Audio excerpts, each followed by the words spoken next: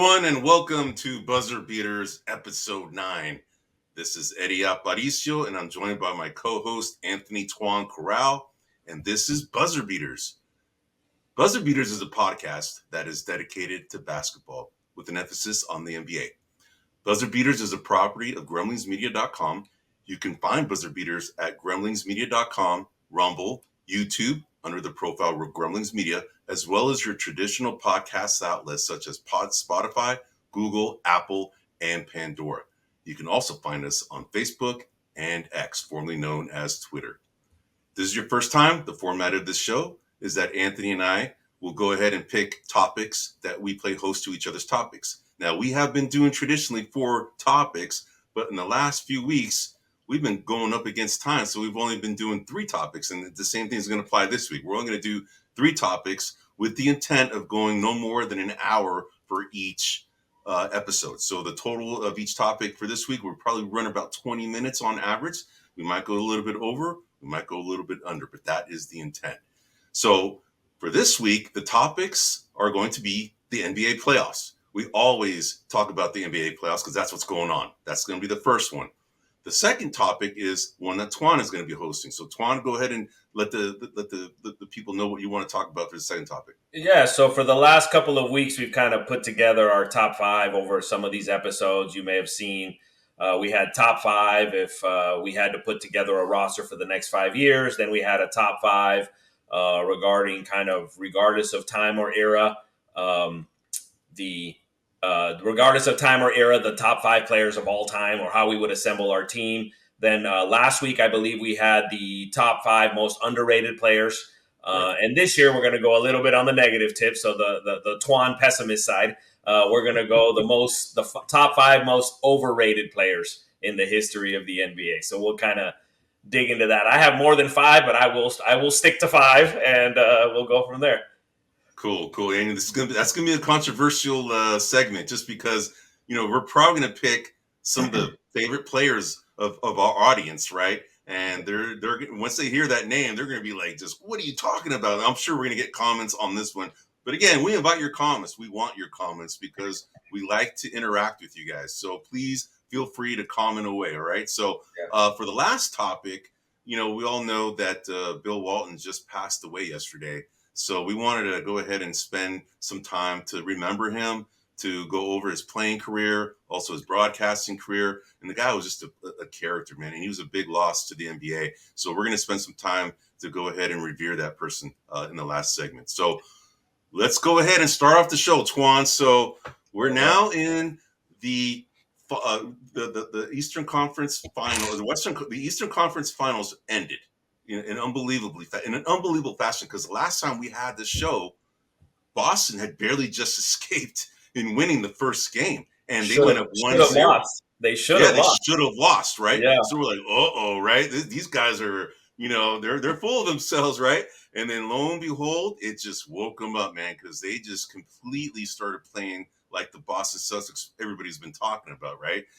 They stuck to a certain game plan. We saw Jason Tatum and Jaylen Brown driving consistently to the basket and essentially just forcing the Indiana Pacers to guard them. And, if they're not able to guard them, they're going to go ahead and score. If they are able to guard them, they just pass off and dish off to like a Derek White or Drew Holiday, an Al Horford. I mean, one game, Al Horford had like the game of his life from the playoffs. It's unbelievable how much he's scoring 3-pointers. But, now we are here that the Celtics swept the Pacers.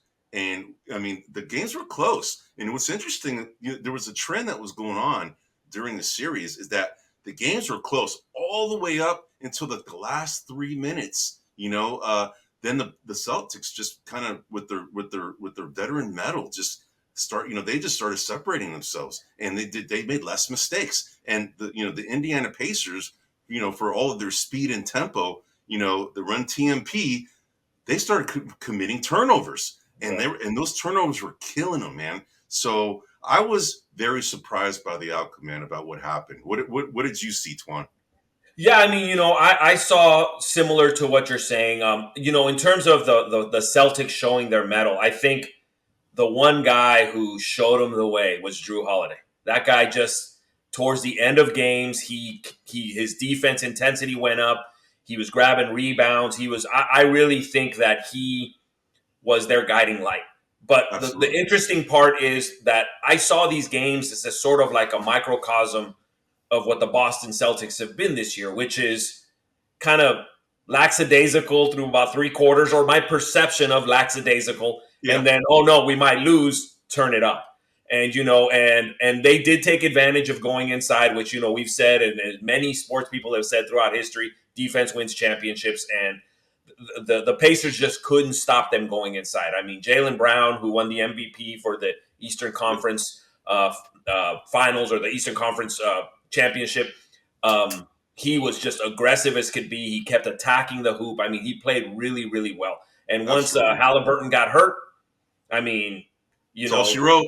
I that's mean, all that she kind of wrote. I sealed. mean, Yeah, that sealed their fate, unfortunately. But you got to give it to Indiana, man. They played hard, man. And if anything, what happened is the injury of Halliburton saw the emergence of Andrew Nemhard.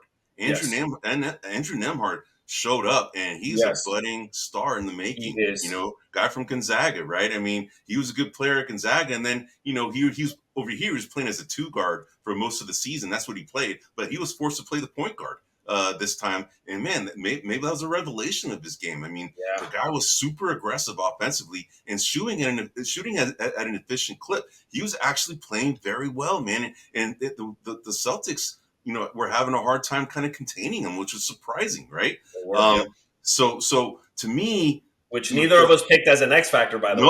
no. I mean, Yes, you picked McConnell. McConnell. I Yep. picked Neesmith, right? Yep. And McConnell, surprisingly, I think Carlisle should be playing that guy way more I often, think man. so too. I don't get it, man. I mean, that guy was just he plays hard, man. He shows grit, and and he plays both ways. I mean, he plays good D, and he's just like a nuisance. Like he's one of these guys that just presses the opposing point guard, and from an offensive standpoint, he's got that good little mid range jumper as he's driving to the basket and pulls away that fadeaway, and he has that little jumper that's and he's a very good distributor, man. I just don't understand why Carlisle wasn't playing him that much. I think he probably just thought that he has an advantage with him coming off the bench because then he's playing against the second team of the Celtics, right? But Yeah. the Celtics, they're deep. Whoever's out there, they're going to be able to play. And in my opinion, I think Carlisle should have played McConnell more. That's Oh, just I agree. I mean, I was watching McConnell, and in some ways, he kind of reminded me of a Jeff Hornacek type guy, just a tough SOB who has a good shooting, is not afraid of anything, won't back down. I agree. I mean, on a team where defense was lacking, it's a little. I wonder why you would sit what looked to be one of your best perimeter defenders. Absolutely, man. I don't get it, man. But I got to tell you, the silver lining is this team, the Indiana Pacers, are going to be a contender in the next few years. That's what I see. Even without their best player, they brought it against. Even though they got swept, right? Every game was close. There wasn't really any significant blowouts, really. I mean, every Yep. game was close. So that tells me that Indiana is ready for the next step, man. They're here, right? I think they're maybe like, Ben Mathurin was out, right, for the entire series. You add him into this rotation, and all of a sudden they're very dangerous. All of a Yeah. sudden, right? I mean, Ben Mathurin, you can argue, could be a guy that should be starting, but Carlisle likes to use his strengths, against the second unit because he's a scoring machine and very athletic. And we saw it in the Rising Stars Challenge how athletic that guy is. He's a good player, man. It came out of Arizona, and unfortunately he got injured and missed the season, missed the regular the postseason. But with him in the mix, this team is dangerous. But I still think they probably need to make maybe just one move, man. And I don't know what that move is.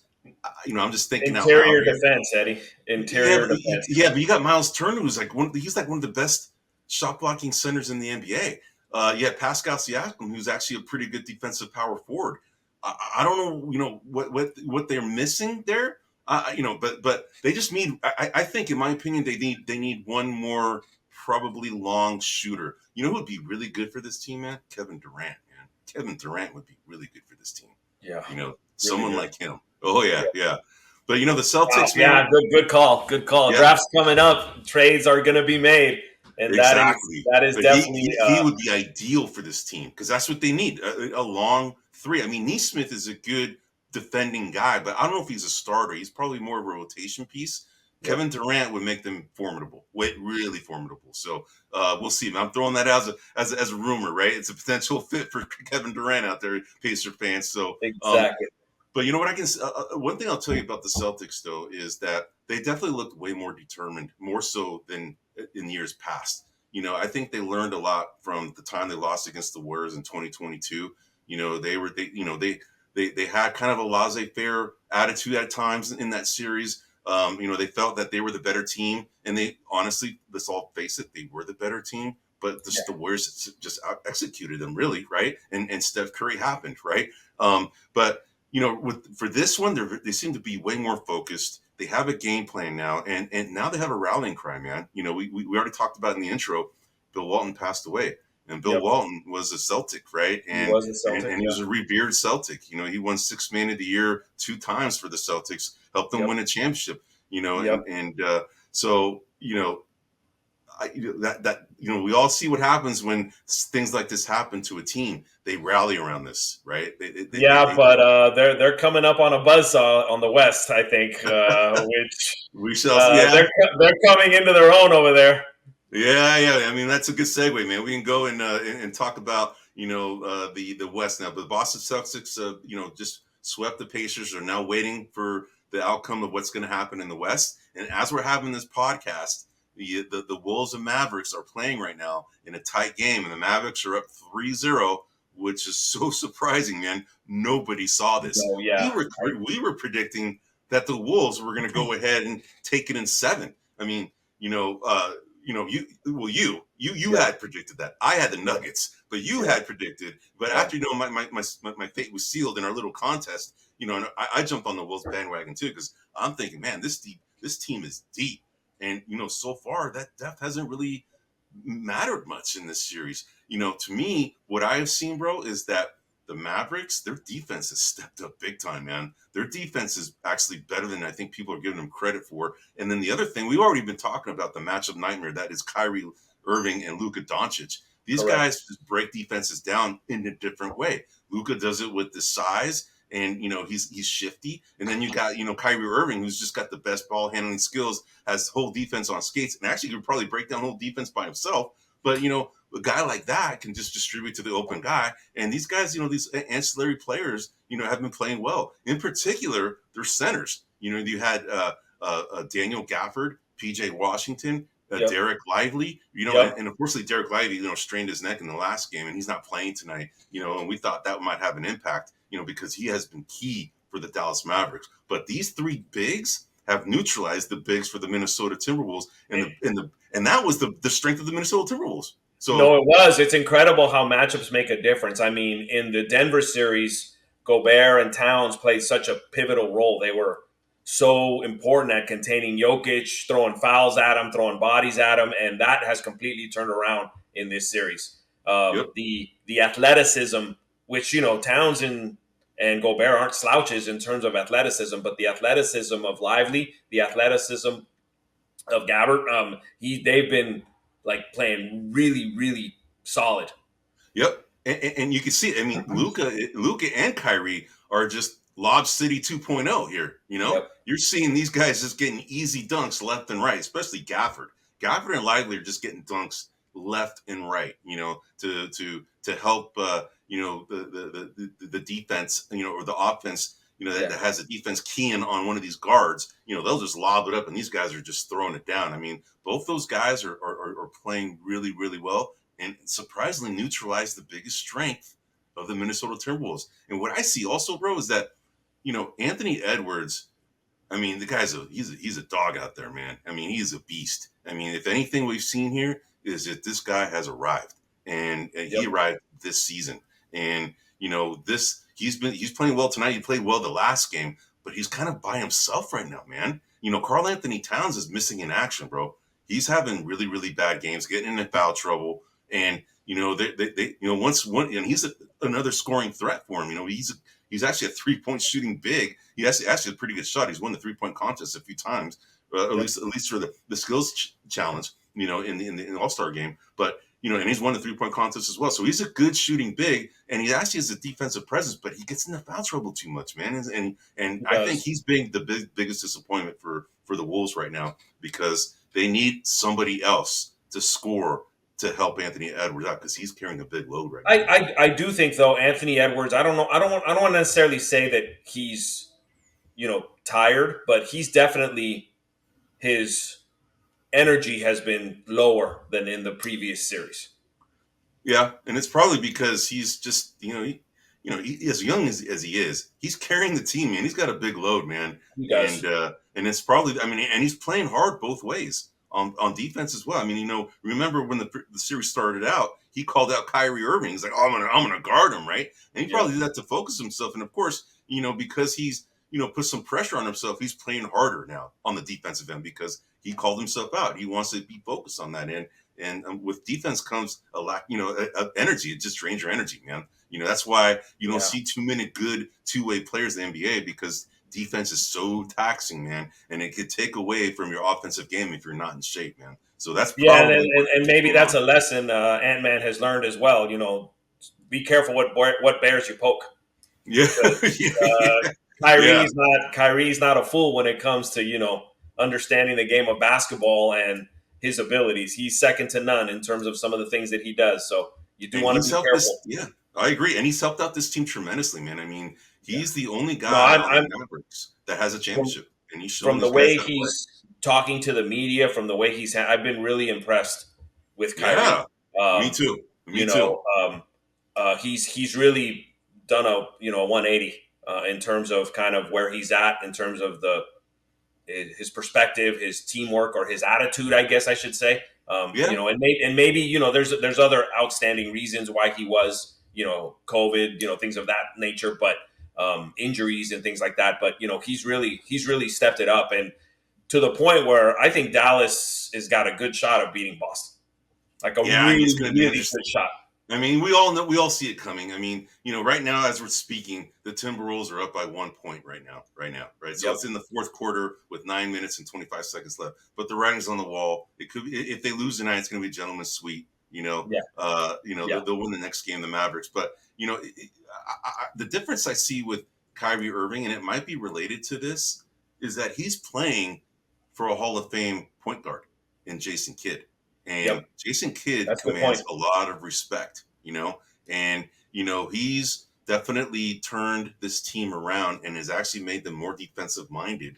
And I think Kyrie is one of these types that probably won't listen to you unless you got something, man. And maybe that's what he had in other places he's been, is that he probably didn't have much respect for the coaches. It's possible. I'm just throwing that out there as a theory, right? Just Yeah. because Jason Kidd is one of the all-time greats as a point guard, right? And he was a Agreed. very defensive-minded point guard. I mean, that's what he's mostly known initially, and then all of a sudden became this three-point shooter that we never saw that happening. But he became this No, he three-point was shooter. never a very good shooter, and then No, but he became a yeah. good three-point shooter. No, But he's that's a good observation, Eddie. I mean, it could be very much that Jason Kidd is bringing out the best in Kyrie, is telling him how to behave, what right, to look for.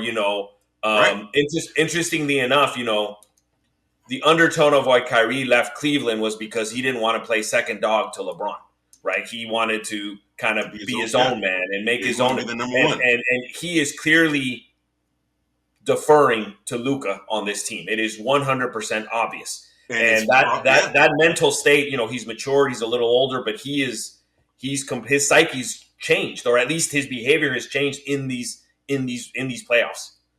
yeah, and he played for the Brooklyn Nets. He played for the Boston Celtics. So it'll be interesting once if the Mavs are going to get by. But once the Mavs get there, Yeah. it's going to be interesting. He's going to have extra motivation to play against a former team that he played for in the Boston Celtics. But I think Kyrie Irving's experience in Brooklyn, where you had Durant, him, and Harden, all number one guys, right? They all wanted to be the number one on that team, and it didn't work. No. It did not work. And not only because of that, it's just because they were all injured, man, at different times. So they all really couldn't play together all the time. But there were some issues there from a personality standpoint. And I'm sure that experience helped mold Kyrie a little bit to be who he is right now Yeah. for the Mavericks, along with Jason Kidd's tutelage. So I think that's probably why you're seeing Kyrie Irving emerge as this leader now, which we have never seen before, man. But he's the only guy who has a championship on the team, and he's got he commands respect, so people are going to listen to him. So I got a question for you, Eddie. A couple of episodes ago, we were talking about potentially the new face of the NBA. Yep. Right? You think that if the Dallas Mavericks win this championship, is Luka the new face of the NBA? I would say he would be in the conversation. The only reason I say that he's not, man, is because that mofo complains on every freaking call, man. He complains too much, man. But hey, we all see LeBron James complain I about was just gonna say, there's some guy in LA who made a career of that. He does, and people love him, right? Yeah. And he's the face of the NBA along with Steph Curry right now, right? Yeah. But Luka, he's a likable personality, but he's kind of salty on the court, man. And that's okay. I don't mind that because you and I, when we played ball, we're not friendly guys on the court either, man. Right? No. So you have to have an edge when you're playing. But Luka, the first time I saw that guy play, when he played against the Warriors, I don't know if you remember this game, but it was maybe about 4 or 5 years ago. It might have been his rookie year. So he's been in the league for 6 years. Yep. And I saw him running down the court, and he knocked over a kid, in the on the sideline, near the basket, and he knocked over a kid, and you could see that he was so concerned, and he stayed there with the kid, making sure he was okay. Meanwhile, the game's still going on, and I'm like, oh my God, this guy really cared. That's cool, man. I like that. That he's not, he just ignored it. He went and actually went to go make sure he was cool, man. I'm like, oh wow, that's cool. You don't see that too often, man. And he stayed there. He missed the entire play, and then, his team got scored on by the Warriors. But that's when I saw, like, okay, this kid has something, man. If he's like that, right? So it's possible, man. He could be a future face if he wins. Definitely, he'll be in the conversation. Well, I will tell you this, in my opinion, he and Anthony Edwards, but they're not going to win. But so with the presumption that Luka's he stands to win the most. In terms of recognition, if they win the NBA Finals, for sure. On the flip side, I don't think that Tatum or Brown would be the face of the NBA, even if Boston wins. No, because they're different personality types. Man. Remember, we were talking about in the last episode of Buzzer Beaters, episode 8, we were talking about like the marriage that the player and the team that they play for. It has to be perfect. The player has to be marketable. The franchise also has to be good. They don't necessarily have to be, market machines like, the Lakers or the Knicks or the Celtics, but you have to have both. You have to have a good market plus a personality to go with it. And, you got to give it to the NBA. They're trying to market Jason Tatum. They are. You're seeing they're trying, but it falls short. Not because he's not a likable guy. He is. He just doesn't have that presence. Just not that guy, man. And there's not a knock on him. Not everybody has it, right? Not everybody has it. Luka has it. He definitely has. Anthony Edwards has it in spades, man. I mean, that guy he's a presence, man. You can just see the way he carries himself, right? He is. And Tatum isn't like that. He's just a humble guy. And that's okay. It's okay. Agree. But yeah, so I don't think he's going to be a face. Jaylen Brown's, a little bit too quiet. He's not very approachable, I would say. He's a nice kid. He's a local kid who went to Berkeley, right? So, but again, it has to be the right combination, man. Interestingly enough, if we don't, in terms of paying attention, 3 of the potential faces of the NBA, 3, are Jokic, Luka, and Giannis. Giannis is still he's the NBA right now. If Steph and LeBron retire, correct. But what I'm saying is 3 non-US born basketball players. Correct. That is very fascinating to me. That is a very fascinating thing to watch and track. these Olympics are going to be really interesting in regards to how the U.S. does against some of the other squads. But there's definitely a movement here, in terms of foreign players, Yep, having a bigger presence being a than lot ever better. before. Yeah, Yep, yeah, having a bigger presence than ever before in the NBA. yeah. But they've always been there. I mean, let's all face it. It's the international players have been in the NBA for quite some time. And I don't know when it first started. I know Popovich was very good at the whole Spurs staff was very good at Correct. going to the international teams and bringing players like Manu Ginobili, right? Who came, Tony Parker from France, right? I mean, Yep. these guys were kind of the pioneers in doing that. So, But but they're the thing about the Spurs, rightfully, justly or unjustly, I don't think that Parker and Ginobili were ever looked at as that skill set. It was more about Pop system, the way yeah, they run it. yeah, Like when you look at Giannis, you look at Jokic, and you look at Luka. They're the talent. yeah, It's not a system. It's them. In the yeah. They're famous words of dominant. James Harden, "I am the system." Right? That's Yeah, yeah. you know, No, that's a yeah, good point, man. It's a good point. So, yeah, and we also forgot about Tim Duncan. He's an international player yeah. too. Correct, So correct. Yep. so they were there anyway. Now he was So, the man. Now we've had players, Akeem Olajuwon's a foreign player. He yep, was the man. Nigeria. I mean, Yep. so we've had this before, but I don't think we've ever had three. Not the face of the NBA potentially, Correct, right? correct. So Yep. yeah, Yep. I know what you're saying, bro. So, Yeah, yeah. all right. Boston is going to go to the finals and likely going to be the Mavs. Once it gets there, we'll have more to talk about. We'll go ahead and leave that for when it happens, and then we can analyze that further. So let's go on to the next I segment, man. I do know really that. quick. Want to Yeah, give you your kudos because you had talked about it. That trade for Gafford and PJ Washington. Holy crap! What a yeah, heist! that big trade time, man. is gonna get them to the finals And at the very least. and if anything, those two players played for franchises that weren't very good, that Yeah. they weren't performing well. So Yep. a note to all the GMs out there, take note of what Dallas did. And I'm sure that it's not that they don't know how to do it, but they did it and they did it right, man. And they picked the right guys for this team and took them over the top. Yeah. So Yeah. hopefully our Warriors can learn from that. So Yes, but I wanted to give you your kudos because you've oh, been thanks, thinking man. that for a while. So For sure, man. For sure, yeah. man. Right on, man. All right, All man. Let's right. go to the next segment, man. All You ready? right. Here we go. Fun time. All right. I figured the way we'll do it is you'll give one, I'll give one. Did you rank yours in order? So just to kind of paint the picture of what I did, because in the previous segment I actually picked by position, and I didn't want to do it this time. I kind of wanted Yep. to do it like the way you did it, like you kind Yep. of just like positionless, and it doesn't Yep. matter. But what I did is I picked 5 players, but I did it like it starts increasing in controversy as you Okay. go, right? Because Okay. yes, that's what I did. But there's a reason why I picked the players that I did. But I can give you that as I pick them, or we can you want to Well, start with me or start with I you? want to go back and forth, right? So Okay, since let's I'm do it. hosting, I want you to start, and if you pick somebody on my list, I can work my way down my list and pick someone further down my list. Okay, So okay. so So so that I only have 5 players. no, and That's how I have more I than narrowed five. it But down. if we have a duplicate, then I can bring someone else up in the list. Like if I say someone that's already on your list, Yeah. then you can go. Oh, I had him too, and then I can jump to the next guy. So Okay. go ahead, Eddie. So Who's your so first? so let me give you my criteria, right? Okay. I picked these 5 players.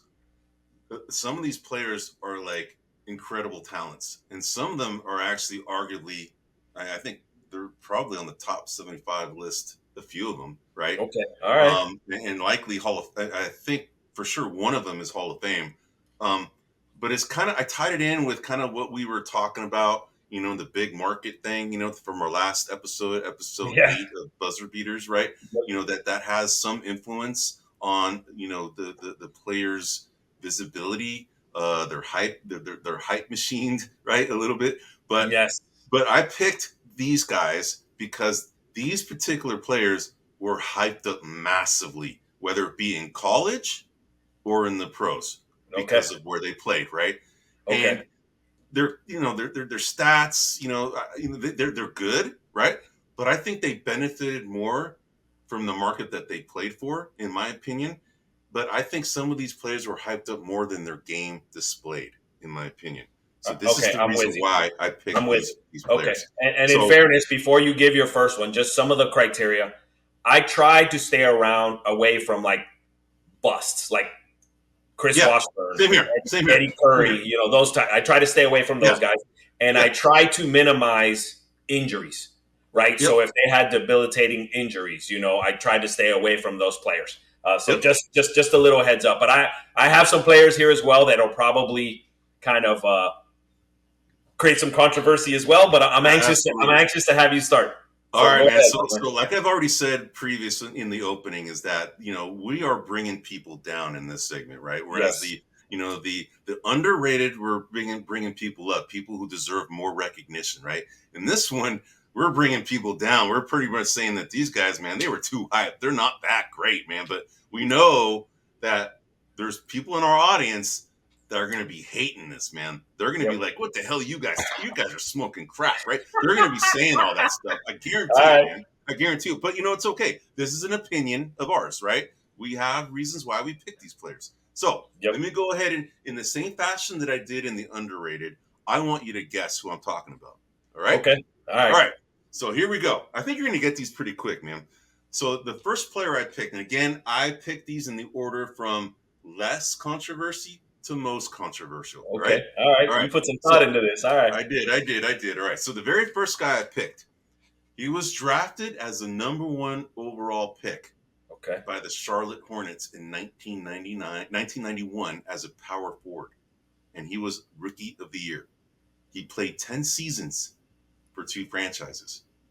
We know the second franchise pretty much hyped this guy up. Anyway, I digress. This guy averaged 16.2 points, 7.5 rebounds, and 3.3 assists for his career. He was a two-time NBA All-Star. And I would say he was probably more known for his commercials than his playing career. You know what I'm talking about? I think so. Okay. Grandmama. Yes.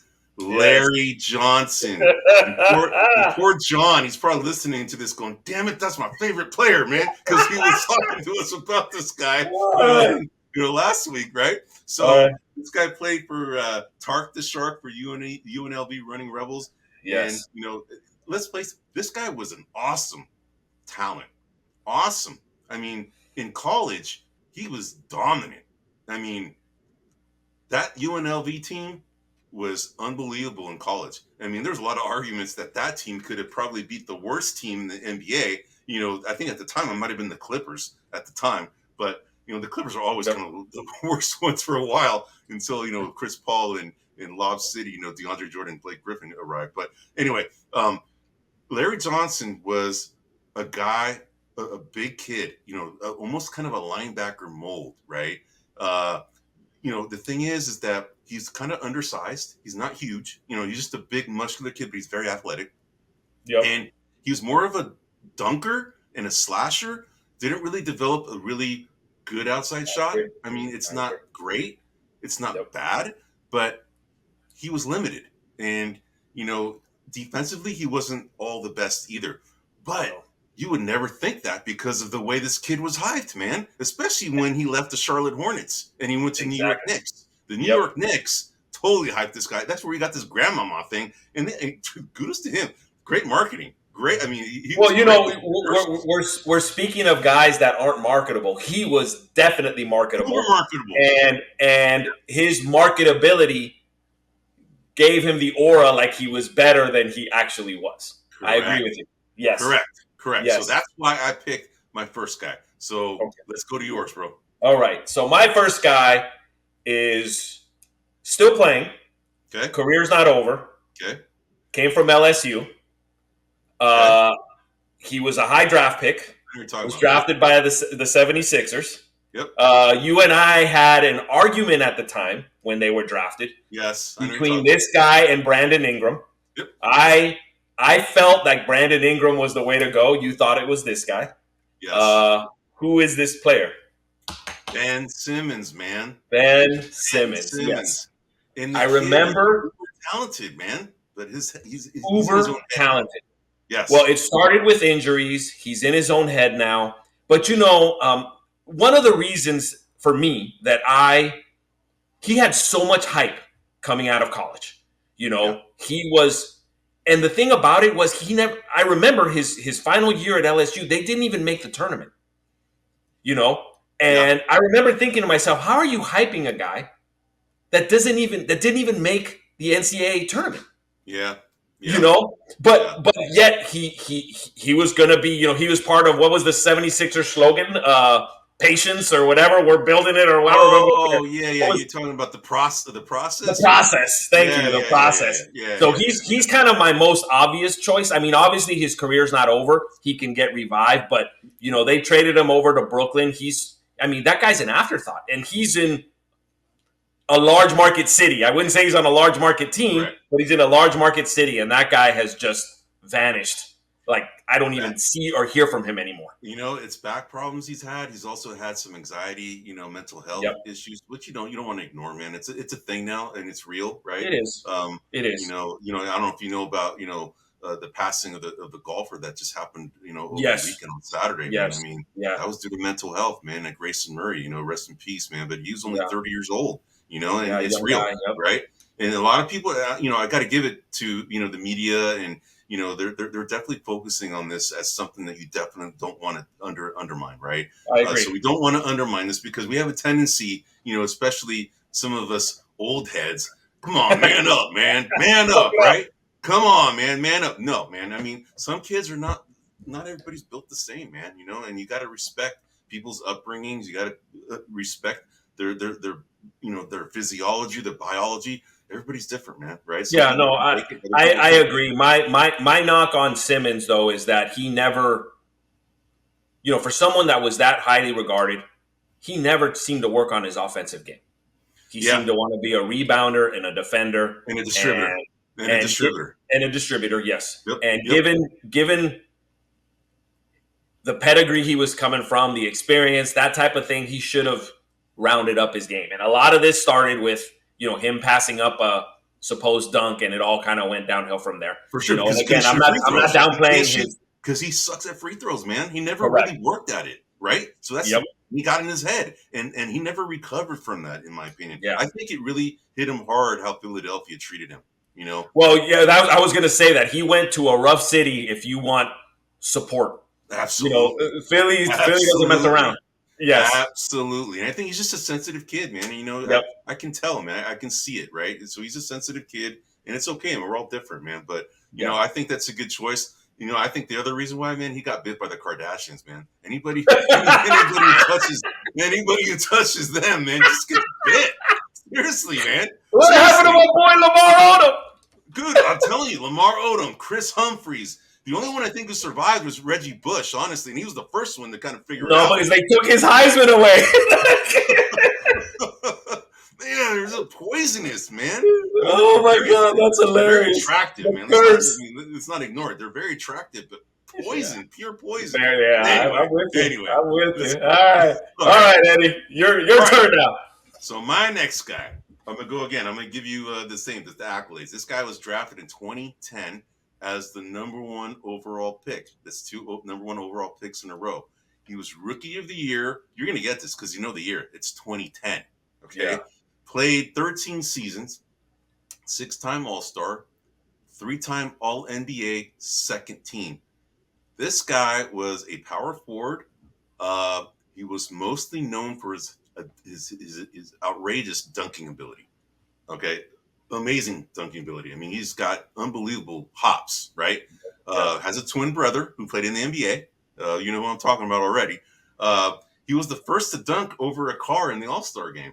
All right. Yeah. And we saw that, Aaron Gordon did it better. Yes. I didn't know Aaron Gordon did it too. And Aaron Gordon's hops are ridiculous, man. I mean, I think Aaron Gordon is the most underrated dunker we have ever seen.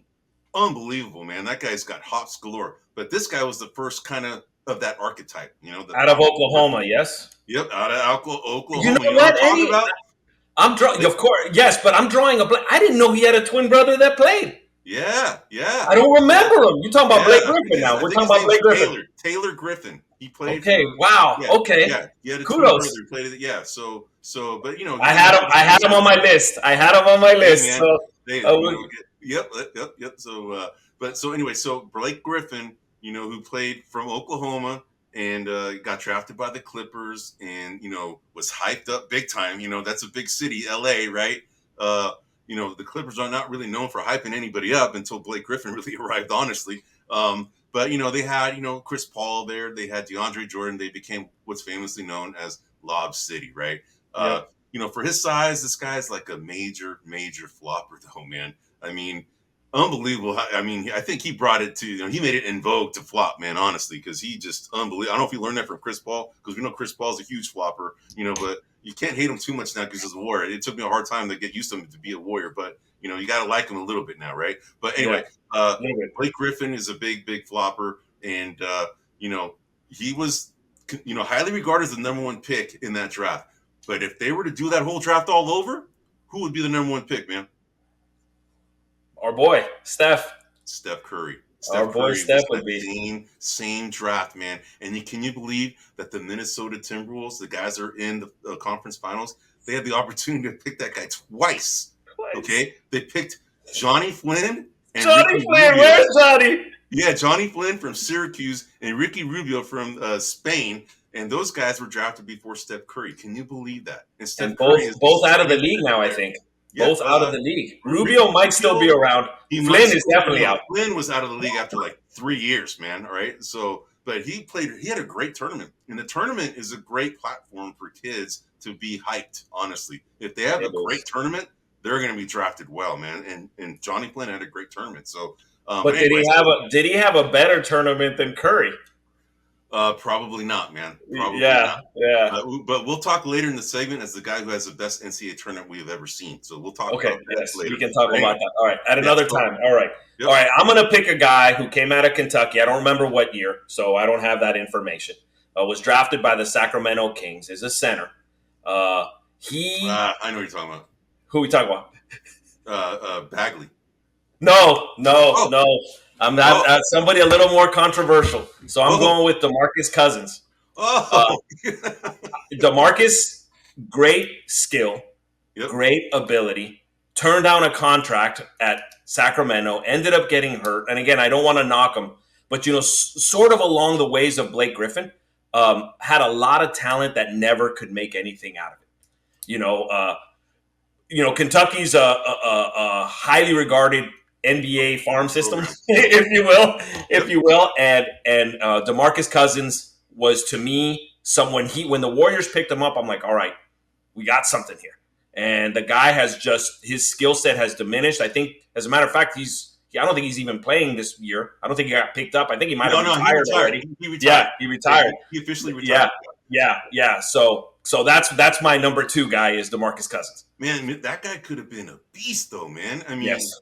When we picked Epe Udo in that draft, right? Yes. And I thought he was actually a decent player, and I think he's one of these kids that I think got affected by the trade, and it got in his mentals a little bit. He just wasn't the same after he got traded away from the Warriors to the Bucks. I think it was he went, but anyway, yeah, he was part of us getting Bogut. Yes, exactly. So yeah. I think he wasn't the same since then. But anyway, Epe Udo was drafted, but DeMarcus Cousins I thought would be the guy that might fall to us, and when he didn't.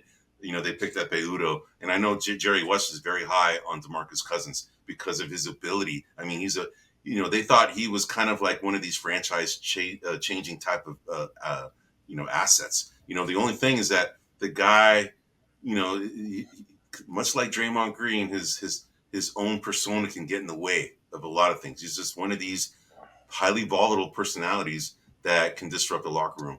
But the difference is Draymond's winning overcame it, right? And DeMarcus couldn't do the same. Yep. But good pick, man. I mean, I forgot about him, man. So that's a good pick, man. All right, so let's go to my third one. All right. Again, we're increasing in controversy. All right. Okay, here we go. This guy is, I don't know if he's a Hall of Famer. He's pretty soon going to be a Hall of Famer, in my opinion. But anyway, that gives you a little sneak peek. Was drafted as the 3rd overall pick by the Denver Nuggets in 2003. As a power forward, and he actually was drafted behind LeBron James and Darko Milicic. Those are the first 2 picks of that draft.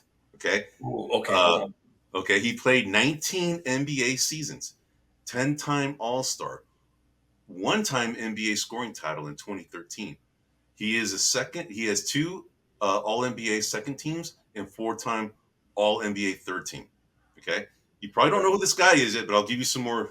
Well, no, clues. I mean he's too old. But immediately I thought Antonio McDyess, but it's not Antonio McDyess. But No, that's no, what I no, thought. no, no, no, no, no. This Yeah. is a very obvious one, man. All right. Some of the audience may have already figured this out. Oh, It's on the oh! I know he's on my list too. I know exactly who you're talking about. Who is it? Carmelo. Absolutely, man. Yes, Carmelo. Anthony. And this is one of the guys. I mean, dude, he was a beast in college. Okay, he played for Syracuse. Won a title, and he's an offensive machine. He's a scoring machine, and probably one of the hardest guys to defend because of his size, and he could shoot, right? But that's all he could really do. Offensive brilliance. Absolutely, he was very good at it, man. And he's, a lot of people consider him as one of the hardest guys to guard because of his skill set. Being a decent dribbler, but just kind of like a lot of moves and he's big and he's strong, right? And he could score at any level. But that's all that dude can do, man. That's it. I agree. As soon as he got the ball, dude, the ball was going up, man. He never freaking passed the ball. Yep. Honestly, man. I watched the game. I'm like, oh, it's Carmelo's gonna get the ball. That's it. He's shooting, right? He doesn't pass. And I think later in his career, he started figuring it out that as his his talents started diminishing, right? That he needed to do more than just score because the defenses were faster than him and you had to take him out. So he had to figure out how to rebound, how to play defense better, because he did do those things better later on in his career, right? But I always thought this guy, man, was overrated, man, always. But he's good. There was a moment where the discussion was LeBron or Melo. Or Melo. Yes. And Carmelo, I agree with you. He chose not to learn to play defense. He chose not to figure out how to work within the structure of a team in terms of passing and things of that nature. But offensively gifted. But absolutely. But here's the trend that I've picked in the first three picks. Okay, the first three picks, they're all top three picks in the draft, right? Yep. They all played for major markets too. Okay, Larry Johnson played for the Knicks. Carmelo Anthony played for the Knicks. Blake Griffin played for LA, right? Yep. But none of them won a title. So titles matter in the legacy of a player, man. I think they matter. I mean, he's not on my list. Hopefully, he's not on yours. But you take someone like Charles Barkley, right? Yeah. I don't think he was a beast, man. Though, I think because he hasn't won championships, he's a tad underrated. Like, I don't think people remember exactly how dominant Charles Barkley was. Unfortunately, he played in an era with the greatest basketball player of all time, and he couldn't squeeze out a championship. So I think there are circumstances in which, but I agree with you.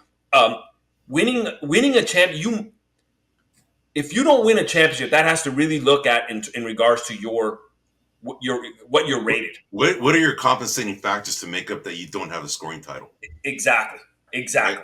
Right. Exactly. Right. I mean, you look at someone like Steve Nash, who also has never won a championship, but he came in kind of low profile and made a name for himself. And became a two-time MVP and became, a good player, which I always thought when he was drafted was low because, we had him out here in Santa Clara. And I'm like, dude, this dude is better than what he got drafted as. He's I agree. Solid player, but it took a couple of years. Yeah.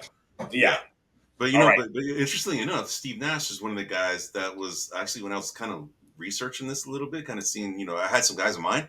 A lot of people were hyping this guy up as being overrated, Steve Nash. So, I would agree if I think that he built his hype. Like when he came out of college, no one knew him, right? And so if you think he's overrated, sure, maybe you're saying he shouldn't have won 2 MVPs, but that's a different level. Like he made a name for himself. Like to me, Carmelo Anthony, he couldn't have asked for a better introduction into the league. And because he was so offensively gifted, people were wondering till they got to a certain point. And you're like, no, this guy's just not worth it. Even with his offensive skill, because I think that he stopped getting opportunities even before his game diminished. His game was still solid, but people were just like, yeah, no, we need someone who's going to play defense and pass and, rebound and things of that nature. But okay. All right. Yeah. Well, along those lines, I'm going to jump around as well. Since you're picking so many Knicks, I will start with this guy. Who is known in New York. This is your third player. This is my third player. I'll jump to him. He was actually drafted, I believe, by the Timberwolves. Played many years with Kevin Garnett.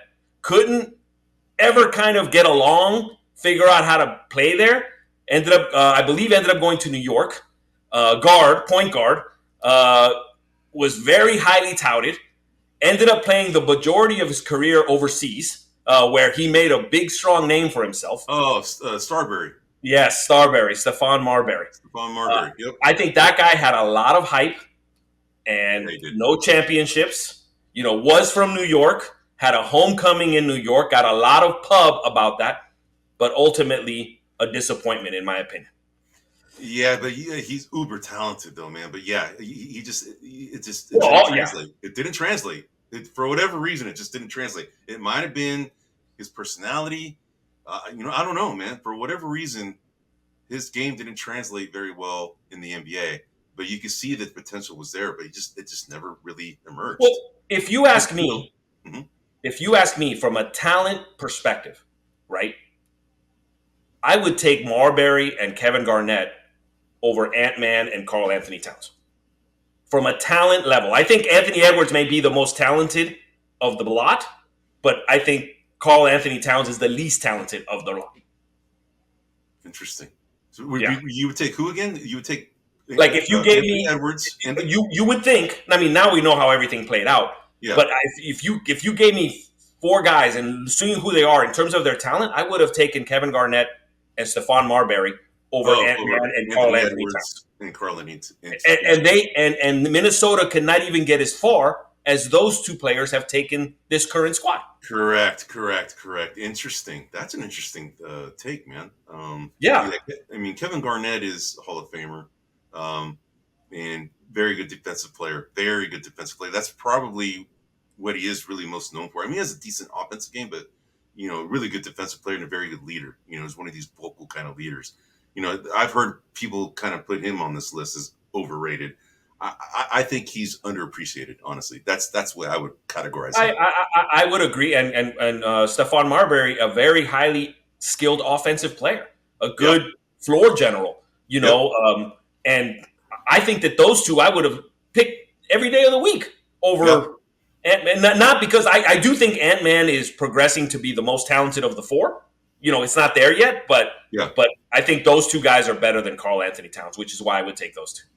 Yeah, interesting take, man. All right, man. So we're actually going on the same train here, bro. So my fourth pick, and I got one more after this. All right, okay. My fourth pick, again, I put it in the order of least controversial, and it's starting to grow into controversy, right? Okay, in the controversy area, and I know there's going to be people hating me for even bringing this guy up, but we've talked about this guy already in a previous podcast. Okay, all right. So there you go. You probably know what we're talking about. He was drafted in 1985 as the number 1 overall pick. Oh, here we go. 17 seasons and 15 of them for one franchise. And we all know that one franchise, man, it's a marketing machine, bro, for their players, right? 11-time All-Star, 2-time gold medal winner, right? 6-time All-NBA second-team player. This guy was a beast in college. Yes. Beast. He was a defensive beast in college, man. I think that when he went to the NBA, he became more offensive oriented, but I would agree. Defensively, he was unbelievable in college, right?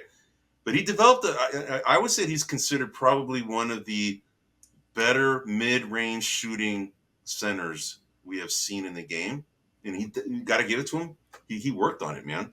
But the unfortunate thing is that he actually played against Hakeem, Shaquille O'Neal, David Robinson, right? Yes. All those guys are Hall of Famers, and this guy's a Hall of Famer himself.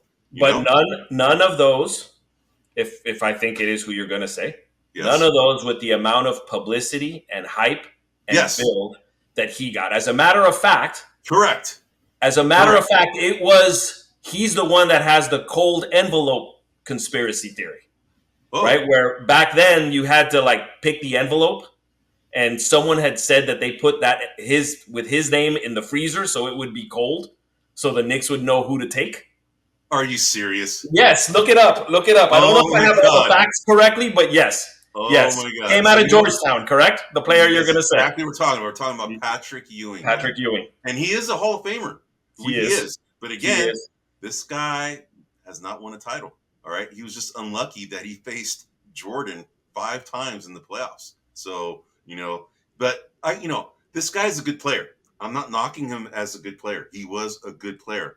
I wouldn't say he was a great player. He was probably a very good player, but not great. Olajuwon, great. O'Neal, questionable, but he's great because he's so freaking big you can't stop him. And I then agree. you got David Robinson, man. He's just a very, very versatile big man, and he was good at both ways, right? Really good both And ways. and Eddie, let's not forget that for at least a good portion of his career, played for a coach that has won championships in every organization he's been in except for New York. Riley. Yep. Yes. Yep. Yep. Yeah. Yep. And this guy, I would say the other thing that this guy's well known for, other than his outside shooting and his defense in college, very, very efficient cooling system. You know what I'm talking about? There's even Yes. freaking commercials about this guy, about how efficient his cooling system is. And you know what I'm talking about when we say efficient cooling system? We're talking about a Yes. boy who sweats big time, man. Yes. I mean, Big that guy time. just, Yes. dude, I mean, they had to mop the floor every time that guy was coming down the court, man, how much that guy sweat. And, dude, I'm a big sweater myself, man. It's a known thing, Me man. too. But that Me dude was too. a whole nother level, man. He Buckets of invented freaking he sweat. invented the T-shirt under the Oh, my jersey just Oh to my god! contain some of the Oh my soakiness. god! And then you got Kevin Hart telling him, "Oh, you got to take a shower before, right?" I thought you already took a shower in that commercial, Yep. right? Anyway, so we're talking about Patrick Ewing. So that's controversial because I know that I know John's going to be hating us after this, man, because we Yeah. talked about a lot of We Knicks. picked a lot of Knicks. All right. Exactly. All Go right. ahead, man. Go for your I favorite have player. I have two controversial ones coming up. Right. I'm trying to wait and see if you don't. Maybe one of them you're taking. I'm going to take the one of a guy who actually did win a championship, but I think he I is. think you're talking about, man. I think he is overrated. Oh shit! I know what you're talking about. No. Okay. All right. He played in Boston. Oh, no, I'm not. No, okay. He played in Boston. It Okay. required the previous player that we were just talking about joining with him, forces with him, to end up winning a championship. This guy talks. Today even he'll go on drunk rampages or he'll talk. I think he was with ABC for a while, kind of giving his overview on players. But I think this guy is one of the most overrated players in the Celtic lore history, and that is Paul Pierce. Oh, I knew that. Okay, I knew that's who you're going to talk about. Yes. Yeah. Okay. Go ahead. Yes. Paul Pierce, to me, really did nothing until Garnett and why am I drawing a blank? Rajon Rondo. No, not Rajon Rondo, the three-pointer. Jesus, I'm getting old. Yeah. Anyway, the guy who ended up playing for Miami, he left Miami to go join Boston. He left Boston to join Miami. Anyway, never mind. I keep wanting to say Allen Houston, but it's not Allen Houston. I can see his face. Anyway, he ended up, winning a championship with not Rajon Rondo, but it was Kevin Garnett and the third guy from Milwaukee, the three-point guy from Milwaukee, the second, third best three-pointer in the history of the NBA. Why are we both drawing blanks? Anyway, oh my god. Anyway, I don't know. I'll find him in a minute. Anyway, so to me, Paul Pierce, severely overrated. He won a championship, but with Doc Rivers, who, if we're talking about overrated coaches, let's throw Doc Rivers into that batch. So that's my guy, Paul Pierce. Now I got to find the name. Yeah, when you said Milwaukee, dude, third best 3-point shooter ever. Yeah, he came out of Milwaukee. Hold on, Anyway, all right. So while you're looking that up, I'm gonna go for my last one, man. My last one. This is what I thought you were talking about when you first mentioned that this guy, Ray Allen. Okay, Ray. Oh yeah. Ray Allen. Sorry. Ray Allen. Yeah. Okay, Ray Allen. Yep. So the guy that I'm picking here is, I thought you were talking about this guy. So you said this guy's won one title. Yes. Right. Yes. All right. So okay, there's a sneak peek. He was the first number 1 overall pick. Okay. By the way, 5 of my guys, 4 of them are number 1 overall picks. Okay. Okay. So this guy was the number 1 overall pick in 2012 by the Charlotte Hornets. That should tell you something. Okay. They're no longer called the Hornets. Yes. right? Okay, so they're now called New Orleans Pelicans. Right. Fly, Pelican. All right. Yep. He left the University of Kentucky after playing one season. Okay. He is still playing in the NBA today. He is in his 12th season. He's an 8-time NBA All-Star, 4-time All-NBA First Team, 2-time All-NBA First Team, 3-time NBA blocks leader. You're going, holy crap! Why is this guy being on this guy's list as overrated? Blocks. I'm gonna keep going, but I kind of want to put this guy in a different category rather than overrated. Okay. So Okay. he made the 75th NBA anniversary team. You already know what I'm talking about. And this is the same 75th anniversary team that Klay Thompson was omitted from. And right. He wore that number 77, I think, or whatever it was, that jersey, right? Because he got omitted. He should have been number 76 because I think there was a tie for the 75th. He should have been number 77. Anyway, this guy has never played a full season. Never. Okay. He's missed 25% of the games in his career. I mean, that's a big number. Okay. He's known for being a very versatile, defensive-minded, athletic big with guard-like skills. This is somebody that I really like, man. I like him a lot. You know what I'm talking about now, right? Oh, okay. I think if you don't know, I'm going to keep going. No. Is it okay? AD? Yes, it's Anthony Davis. Yes. Okay, you know how much I like Anthony Davis. The unibrow. Yes, I like him a lot, but I would probably put him in another category. I would put him as probably top 5 players with the most potential to be the best at his position, man. But injuries, and I think lack of a killer instinct, got in this guy's way, man. Yes, he won a title, but that title is questionable because it happened during the COVID years, right? It was that shortened season, that won, in the COVID year, the 2020, I think is when they won it. But this guy has monster game, man.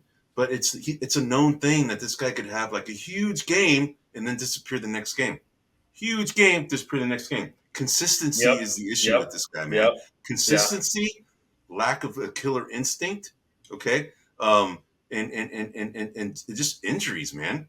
Yeah. Injuries just plagued this guy, unfortunately, and just you can't blame the guy for being injured, but we don't know why certain people get injured more often than others. Just don't know why. I mean, crap. I don't know why I got Bell's palsy. For those of you that didn't know why this side of the face doesn't work very well, but I got it, and it never came. Never came back. It's because I had Lyme disease. But anyway, I digress. But we don't know why. We don't know why. People they have a tendency to get injured more than others. And this guy, unfortunately, just got blessed with a bad physiology, man. This guy always gets hurt. And I don't know why that is. I don't know if it's maybe the way he trains. Maybe he just needs a better trainer. Maybe he doesn't take the offseason, very seriously. I don't know. But for whatever reason, this guy's getting injured. And this guy is uber talented, man. He's probably going to be a Hall of Famer. Let's face it, right? But that's why I didn't want to call him. He's the most controversial pick out of my list. I didn't want to say he's overrated. Like I said, I think he's the guy who has the most potential to be one of the best players at his position of all time. But things got in the way. So. All right. Good pick. All right, here's my guy. I think he's going to be controversial. Similar to AD, very talented player. And I'll give you an easy hint to see. Well, if you know this, he's Vince Carter's cousin. Played the majority of McGrady. McGrady. Yeah. Tracy McGrady. I think he is. I don't think his skill set is overrated, but when I look at him and his postseason career, I do not understand how this guy was not more successful in the postseason, given his dominance. I mean, a lot of people remember Vince Carter's jumping ability, and later on he became a very decent three-point shooter. Yep. But Tracy McGrady was almost like Scottie Pippen on steroids. I mean, this dude was like a very, very, very good player. Uber athletic, man. Athletic. They compared him to Kobe Bryant as far as his athleticism. Yeah, he was compared very much. But that's where the comparison stopped because Kobe won, and this guy couldn't manage to win. But the difference is Kobe just has that freaking just killer instinct. That's my point. That's the difference. struggled a little bit but because he is such an icon, the guy that I would compare Tracy McGrady to in terms of just I don't understand is Allen Iverson. Those two players, I don't understand why they weren't more successful. Yeah. And Tracy, and like I look at, so I don't know if you want to say he was overrated or whatever, but Tracy McGrady, in my opinion, should have done more with his career. And you probably want to put him in the same categories like put Anthony Davis in. Correct. A guy who has all the skills to be a top 5 player at his position, but for whatever reason the mentals got in the way. The killer But that was the instinct. thing. I don't know. When I look at McGrady, the Yeah. mentals don't look like it was a problem. He wasn't ever particularly hurt. I mean, No. he had injuries, but he was, he had everything. He had Yes. height. He had athleticism. He had what appeared to be the right fire, but couldn't do it. Couldn't do it. Yeah, man, interesting, man. We're gonna get a bunch of hate. We're gonna get a bunch of hate mail on this thing, because we Yeah, picked I mean, controversial again, picks. I'm not saying like these guys weren't good players. Well, some of them ended up being very limited, but I think the reason that the more controversial picks, like Anthony Davis, like Stephon Marbury, like Tracy McGrady, Marbury's a little more clear. He just couldn't seem to get the right chemistry with people, but like Anthony Davis and Tracy McGrady, they're damn good players, but why aren't they winning more? At least getting to the conference finals, at least, doing, a little more of that. And so that's my controversial pick. Interesting, man. All right. So we picked five players each. And this, I know, like I said, this is, a controversial topic because, like I said in the segment before it started, we're tearing people down here, man. We are bringing them up, right? And we are. a lot of these guys, they're favorites of people that are listening to the show. I'm sure some of the people that listen to the show have some of their jerseys, right? Because let's face it, some of these guys were very, very good players, but we're just kind of putting them in the category of they should have done more and been more for what they were, right? And we just felt that these guys were overhyped by the media, and that's the reason why at least for me, I have them on my list, man. So good segment, Twan. Let's go to the last one. We're definitely over time, dude. We are just notorious for going over time, but it's okay, man. We're not going to spend that much time on this, man. So the last segment here is. We all learned about Bill Walton's passing yesterday. I wanted to spend some time to go over his career, talk about some of the things we may have remembered about him. So I'll talk a little bit about him. So, unfortunately, this guy died at a really young age. I mean, he's only 71 years old, man. 71 is young. That's young, man. I lost my mom and she was 79, and that's young, man. So 71 is uber young. So, but anyway, this guy was what's weird, Eddie? What's that? My mom was 79 too. Oh, serious? Yeah. Wow, dude. Yeah. It's way too young for people to be dying. For those of you out there that don't know, our moms died within 6 months of each other. Yeah. Is that right? Yeah. Within 6 months of each other. Yeah, man. That was man. Anyway, your memorial, man. Whew, that was tough, man. Anyway, bro. All right, so we digress. But anyway, Bill Walton he's a 2-time college champion, 3-time consecutive player of the year, which is also called the Naismith Award. There's only been 2 players that have ever done that. He's one of them. The other guy is, you know who the other guy is? Kareem. Nope. Not Kareem. Nope.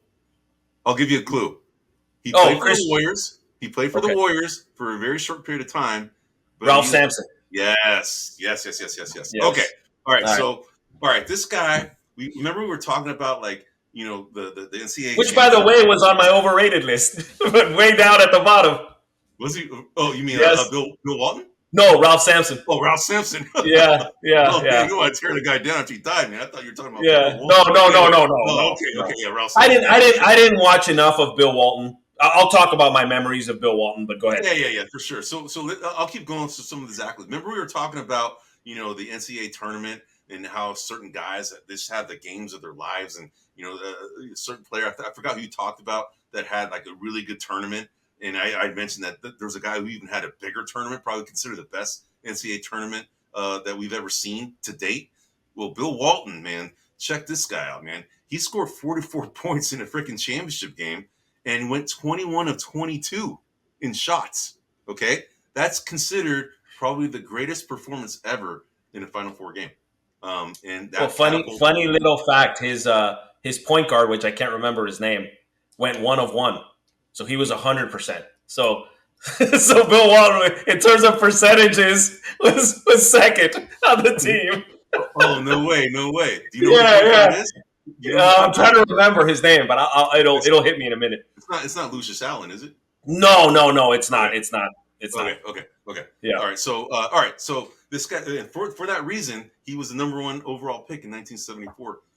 He played 13 NBA seasons, two-time NBA champion. He unfortunately was marred by chronic foot injuries all of his career. He had a Speaking broken of, left foot. Anthony Davis and why people are built certain ways, and he's one of them. He's one of them. He's the Yeah. original Anthony Davis.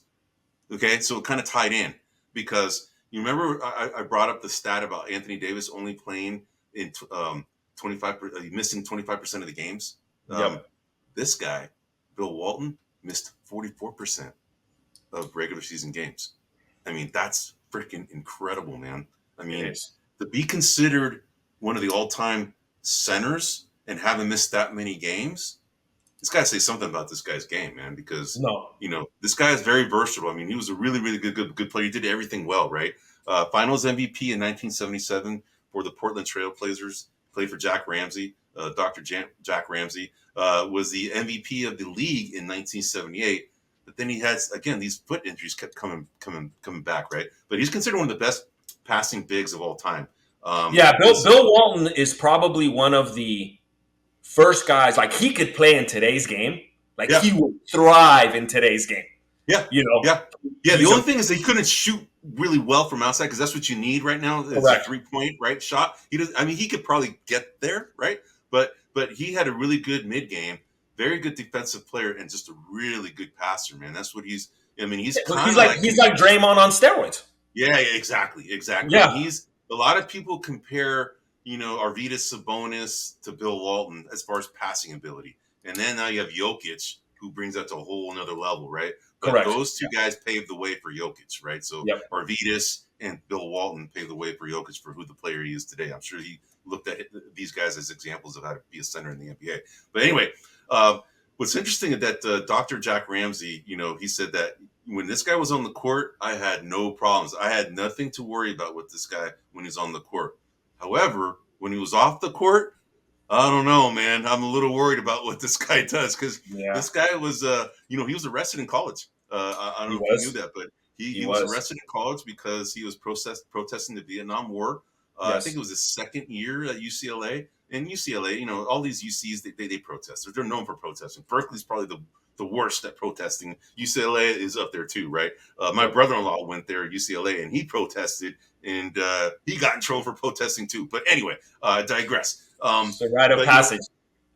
But it gives you an idea about how passionate this person was. I mean, he's one of these guys that loved the NBA. NBA wasn't his life; it was a way to make a living. But what's interesting is when he got arrested, and then he made a statement after his arrest. And I'm going to quote this. What he said is an interesting quote. He said, "Your generation has screwed up the world. My generation is trying to straighten it out. Money doesn't mean anything to me. It can't buy happiness. And all I want is just to be happy." End quote. Yeah. That's an interesting statement, man. It's a powerful statement. Very powerful statement. But that kind of shows you that this guy just had a brain, man. I mean, he was just very smart, right? Suppose he was a very good chess player too. Okay, that's something that people who are smart typically are pretty good chess players, or people who are very good chess players are really smart players, vice versa. Anyway, so and he also missed practice, for the Celtics because he had to go protest somewhere, and it's known for that. He did this a few times. I think it was something that was brought up by I don't know if you saw the Sports Center interview with Danny Ainge, and they were talking about him doing this, right? That he actually he left practice because he had to go freaking protest. He's just one of these guys. He's one of these. No, he felt a civic responsibility. He's just someone that. Yeah, exactly. Yeah, exactly. He's a Renaissance man type of guy. The one thing that stands out to me about him, given his NBA career and how often he was hurt, it would have been so easy for him to be a bitter guy, to be angry, at whoever. but he's such a positive guy. I mean, Yep. every time I see him as he got older and he was an announcer, he's just, this is the best, and that's the best, and this is Yeah. fantastic, and he's this, and He is. He's he's totally like that. so Everything was overflowing superfluous. with positivity. Yes. Yeah. Every statement will have a superfluous statement to it, right? The best. The best. Exactly, which Yeah. which is something I'm learning. There's intelligence, and then there's emotional intelligence. Yeah. And people argue And emotional so intelligence is more. That's what people argue. not to pick on him, but Draymond's an intelligent guy. Yeah. It's his emotional intelligence that sometimes hampers Correct. his Correct. situations, right? Correct. Bill Correct. Walton was both intelligent and he had a lot of strong emotional intelligence. And supposedly, there's an argument that emotional intelligence is a higher proving ground of IQ, how high your IQ is, more than just IQ. Anyway, I would believe it from someone who suffers from emotional intelligence or has in the past. It is hard. It is hard to control your emotions. It is hard, and like I said, given his scenario, I mean, my fondest memories of Bill Walton, or yeah, my earliest memories, is him waving the towel as Larry Bird is scoring, to win an NBA Finals for the Celtics, and he's sitting there with knee pads and knee braces and whatever, and he's just let's go, and I'm like, who is this guy, man? He's yeah. just like a big cheerleader over there. He's funny, man. But he's a free spirit, man. I mean, the guy was a total deadhead. You know what a deadhead is, right? Yeah. Grateful Oh yeah. Dead. Oh yeah. The Grateful Dead, and Yeah. he would actually quote a lot of their songs during his broadcast. What's interesting about this guy is that as a broadcaster, I think he became more known as a broadcaster, Correct, versus a player. I think everybody knew that he was a good player, but I think because of his injury history, it kind of got in the way of him being revered or considered one of these all-time greats, although he's still considered one of the best centers we have seen. But again, the injuries kind of got in the way. But when he became a broadcaster, that took him over the edge. I mean, that guy was uber talented from a broadcast standpoint. Yeah. He actually was named one of the top 50 sports broadcasters of all time by the American Sportscaster Association. He wasn't as good as him, but he gave me a vibe like Bill King used to. Oh, yeah, he's being real. He's just a real person, man. Yeah, he's just kind of down to earth, right? Yeah. And that's something that Dave Pasch said. Dave Pasch was interviewed last night on SportsCenter, and he said the one thing that I learned about Bill Walton is that to be real, man, to be who you really are, man, because Dave Pasch, like Bob Costas, they're graduates of Syracuse, right? And these guys are known for broadcasting, right? And they're very top notched, straight laced kind of broadcasters, right? And I think Dave Pasch got opened up a little bit by Bill Walton because Bill Walton just opened him up a little bit. He made him silly, right? Kind of a little bit more silly. Not? Yeah, how could he's you awesome, not? man. He's. I mean, the guy. I mean, some of the things he would say, man. And what's also a very interesting fact about this, that he became so like Bill Walton in his playing career, he was kind of known as more of an aloof, standoffish personality type. Didn't really vibe too much with being interviewed by anybody. And what the reason why is because he had a speech impediment. He had stammering issues. Yep. And he actually had that, he worked on it, got some therapy on it, and got through it. And and now he becomes one of the best broadcasters we have ever seen, right? So, so for those of you out there, if you have something that needs to be worked on, I mean, this guy's a role model, right? No, I agree. You can overcome it. You can overcome it. Which is also, he grew up in a household where they didn't even watch sports. They didn't even care about sports. Interesting. And so he not only figured out one, in his speech impediment, he actually got into a career that wasn't even, discussed or brought up or taught in his household. Isn't that trip, man? That is amazing, man. So, and that's what makes him a fascinating person. No, I know. I agree. He truly was in touch with who he was, which is, when you see that, it's, you can feel it. You can feel the originality or the genuine, how genuine he is. Yes, genuine. That's the word, right? Just very genuine, man. So very genuine. We all lost somebody that meant the world to the NBA, not just because of his playing career, just because of who he was as a person. He let his guard down. He let his true self be known and wasn't afraid to show it. And I would say that's a lesson for a lot of us, is that be yourself, man. Don't try and be somebody else. Okay. People will appreciate who you are, man. Just And be who you are. So, and I hope Bill encourages more characters in the NBA. Barkley's a character. yep, Shaq can be a character. We he's a need more. character. He's Yeah, a we big time need character. we need more of that in our, in our NBA and Absolutely, man. Absolutely, man. in all Any our final? sports. Actually, in all our sports. Yeah, no, I hear, man. Any final thoughts on Bill Walton before we end the show, man? No, I think kudos to him, kudos to his family. Obviously, his son Luke played for the Lakers, coached for the Warriors for a while. My sympathy to his family. Absolutely, You collectively. know, it, Yep. it must be hard. I understand he was dealing with cancer. I understand this wasn't exactly unexpected, but it must be hard to lose somebody like that in your life. Someone who is just so positive, so supportive, so reinforcing.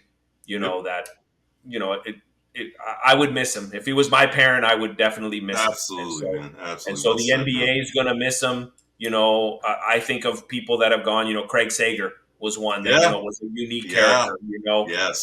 I think of Yes. these people, and they're a Colorful. little. When I was younger, it's funny how things change when you get older. When I was younger, I'd look at odd people and think they're weird. Just like that I would be judgmental. Yeah. And Yeah. the older I get, when someone's different, like you appreciate that. It's like, Yeah. all right, this person's bringing a different perspective. They're Yeah. bringing Yeah. a different angle, and you learn things from them. And Bill Walton was definitely one of those guys. Like, when I was younger, I'd be like, this dude's a little odd. And Yeah. like, you learn to love and appreciate that oddness, and but no, he is who he is. You embrace it, man. Embrace Yeah, it. Embrace the yeah. differences, man. That's what makes the Exactly. world go Embrace the around, man. differences. So That's right. yeah. So all right, man. Hey, Twan, great show, man. We covered 3 topics. We talked about the NBA playoffs, and by the way, as we were finishing this show, the Mavericks lost, so it's going to go to Game 5. It's going to be in Minnesota. Very interesting. So we're gonna talk about that next week. I'm sure by that time it's going to be the finals, right? So we talked about the NBA playoffs, and then we also talked about some of the all-time overrated players. I know it's going to be a controversial segment, but hey, we want to spurn the conversation. We invite your commentary. Yeah. We appreciate your commentary. Keep it coming. We appreciate your views. We're lucky to have this show being highly viewed right now for grumblingsmedia.com. So we appreciate your viewing. And the last but not least, we talked about Bill Walton, man. The passing of a legend. A guy that was very embraced in the NBA world, not only for his playing career, but just because of the person that he was. And that's the remarkable part about him. Yeah. He's, in terms of NBA status, he's not a legend because of his NBA career. He's Correct. a legend because of who he was. Correct. His collegiate career, what Correct. he did. Like, that's why he's a legend, which, for anybody who's in the sport, there's many ways you can impact the sport. And so, for those of you that we rated, overrated, underrated, you can impact the sport in different ways. So right, exactly, man, exactly, man. Well said, Twan. So anyway, this is Buzzer Beaters signing off at episode 9. You can find Buzzer Beaters at grumblingsmedia.com, Rumble, YouTube under the profile Grumblings Media, as well as your traditional podcast outlets such as Spotify, Google, Apple, and Pandora. You can also find us on Facebook as well as X, formerly known as Twitter. Twan, great show, man. And just as a sneak peek for next week, we're going to go ahead and focus again on the NBA playoffs, but we're also going to talk about the upcoming NBA draft. Twan and I are going to review some teams. We're going to divide and conquer. We're going to cover all 30 teams. We're covering 15 each. We're going to give you a sneak peek each week leading up to the draft for our live draft show that we're going to have. For those live draft show. So tune in on that. We'll keep talking about it as we go. But we appreciate you listening. Thanks for listening to Buzzer Beaters. This is Eddie Aparicio, as well as Anthony Corral, signing off. Hey everybody, this is Big John from Grumblings Media, and I just want to say thank you for watching our content. If you want to support our efforts here at Grumblings Media, just smash the subscribe button right here, totally free, or just go ahead and consume more of our great content. Click either one of these 2 boxes.